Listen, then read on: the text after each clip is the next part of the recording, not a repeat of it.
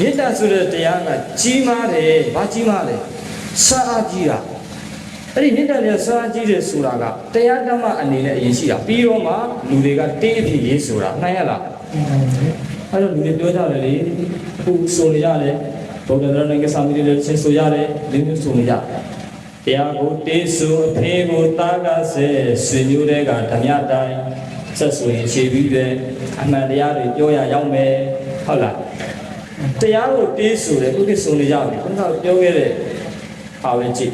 မေတ္တာဆိုတဲ့တရားကကြီးမားတာအမှန်ယုံမေတ္တာဆိုတဲ့တရားကြီးမားတယ်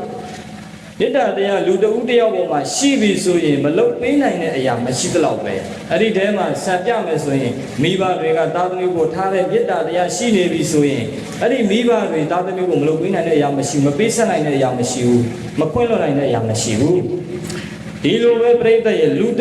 ဦးချင်းစီမှာလည်းပဲမေတ္တာရှိသွားပြီဆိုလို့ရှိရင်အဲ့ဒီမေတ္တာတရားကြောင့်မလုတ်ပေးနိုင်တဲ့အရာမရှိဘူးမေတ္တာတရားကအင်မတန်မှစွမ်းအားကြီးမားတယ်ဒီမှာလည်းပဲပြိတ္တရဲ့သူမိတ္တာဆိုတဲ့ပုံလေးမှလေးဟာ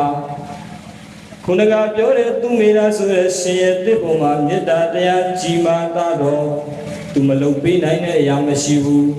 ဘဝအဆက်ဆက်ပြိတ္တရဲ့လေးသိချေကပါလဲဆိုတာနေတဲ့ကာလမဟုတ်ဘူးအဲ့ဒီကာလအတွင်းအဲ့ဒီကာလတစ်လျှောက်လုံးမှာ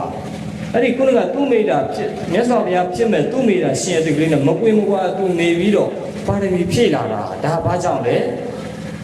မေတ္တာတရားကြောင့်ပြိတ္တရဲ့နော်စွန်းတို့ယခုစွန်းတို့ရဲ့ကဘာကြီးမှာမေတ္တာတရားတွေလည်းအများလိုအပ်နေတယ်မေတ္တာဆိုတဲ့တရားကတကယ်တော့အေးချမ်းတယ်ဘယ်လိုအေးချမ်းတာလဲလူတဦးတယောက်ကိုတို့ပြိတ္တကမေတ္တာပို့ကြည့်တတဝါတူတယောက်ကိုမေတ္တာပို့ကြည့်ဘသူရင်အေးချမ်းတာလဲဆိုရင်မေတ္တာပို့လေကိုယ်တိုင်ရင်အေးချမ်းတာဟုတ်ကဲ့လား